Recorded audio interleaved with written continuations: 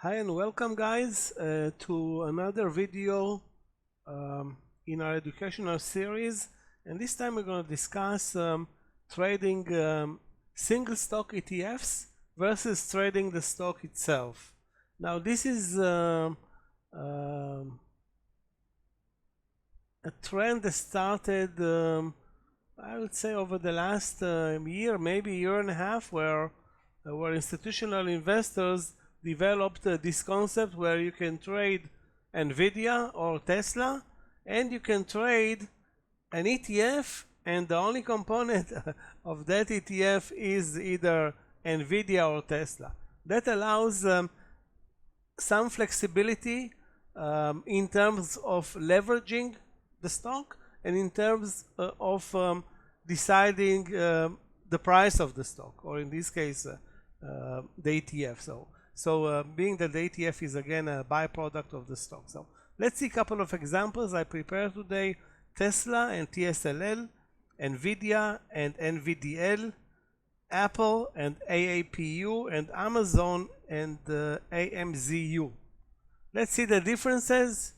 Let's see the preferences that we can observe, and what fits most investors, traders, short-term investors, swing traders, scalpers, and so forth, as much as we can cover in about 10 minutes. So let's start with the most important one, Tesla. So Tesla, leading Nasdaq stock as of May 24th. The price is $340, give or take a couple of cents. The price of the ETF, TSLL, which is a leveraged ETF, I will discuss it in a minute, is $14.50. So there's a huge discrepancy between the price of one share of the ETF, $14, and one share of Tesla, which is $340. That's 25 times more, or something like that. So in terms of price, huge differences.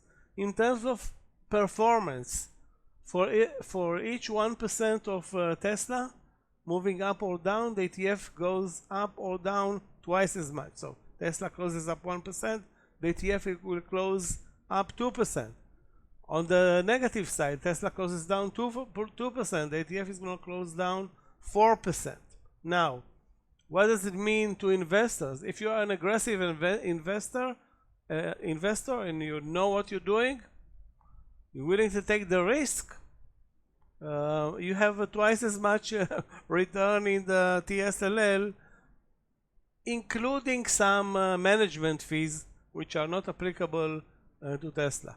If you have if you are an investor and you're looking for returns, and you want to put $10,000 to work in Tesla, or put $10,000 to work in TSLL, the return in TSLL will be twice as much.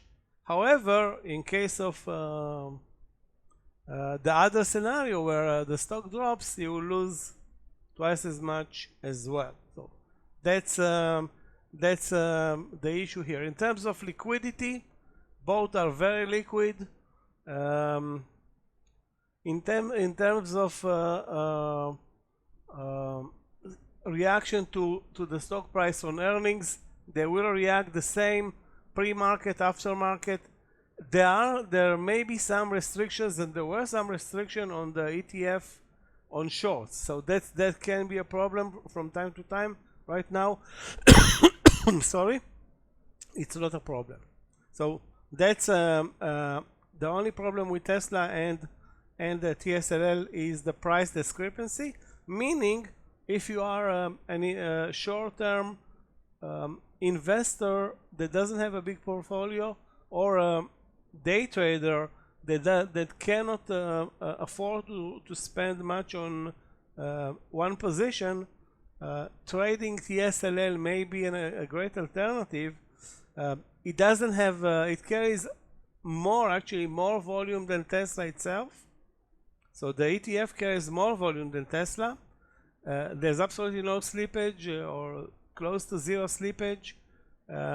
it's very affordable to trade in terms of hundreds of shares. So if you're for 100 shares of Tesla, which is this how many traders traded, they take share position, not money position.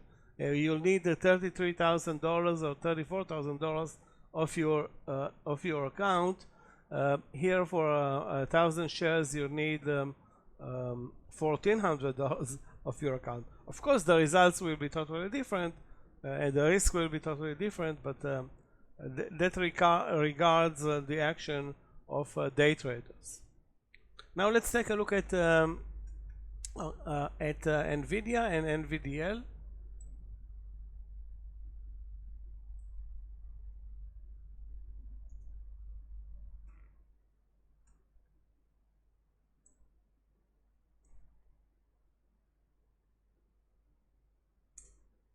Now, in the case of NVIDIA and NVDL, there is there is a price discrepancy, but it's not 25 to 1. It's let's call it 1.5 to 1. NVIDIA carries or trades more volume than the ETF. The ETF is shortable as well. The charts, as you can see, they are identical. We still have the same strategy, meaning 2 to 1 versus the stock on the leveraged ETF. Keep in mind, guys, that they are leveraged ETFs, meaning twice the performance of the original stock, and there are ETFs which are not leveraged. Okay, so I don't remember the symbol for that one, but NVIDIA has also an ETF that's not leveraged. You can trade the ETF and let's say the price of NVIDIA is now 131. The price of the ETF will be definitely lower.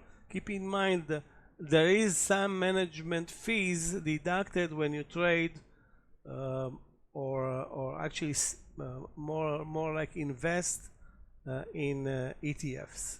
So the concept is the same, being that both of them are very liquid. I don't see an edge trading NVDL versus NVIDIA. I mean, the price is not the price discrepancy is not big enough. The liquidity in NVIDIA is better, although NVDL is very liquid. Reaction to earnings will be 2 to 1 as well. So again, I don't see in this case any edge in trading NVIDIA versus NVDL. Let's move to Apple and AAPU.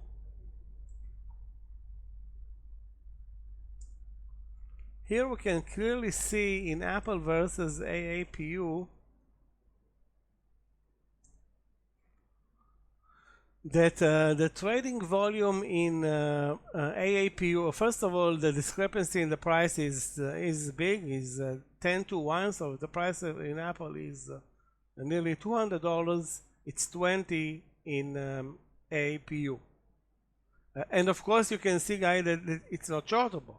So you want to trade both sides of the market, you cannot do it with AAPU. However, if you are an aggressive mid-term, let's call it investor, maybe even long-term, counting out the fees, maybe putting some money to work in AAPU versus AAPL may suit your strategy. So again, in this case, AAPU, for example, if Apple trades per day, let's take an average day, 45 million shares, AAPU I think doesn't trade even 4 million shares. Let me check it out. AAPU. Yeah. So not a lot of interest from institutional investors in AAPU or retail investors or traders in AAPU versus AAPL. So nothing special. Again, if you are a day trader, and you have issues with buying power, maybe trading AAPU is a you can optimize your entries and stuff. However, again, it doesn't carry any shorts. I don't know. I don't remember myself ever trading AAPU. Let's move to the last example, Amazon.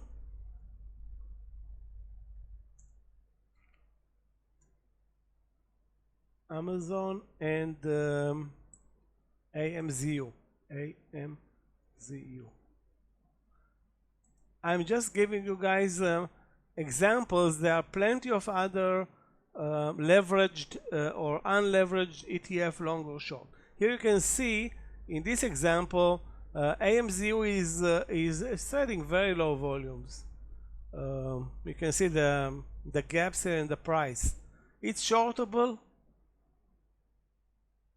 The price discrepancy is still big. I would say 8 to 1 or 7 to 1.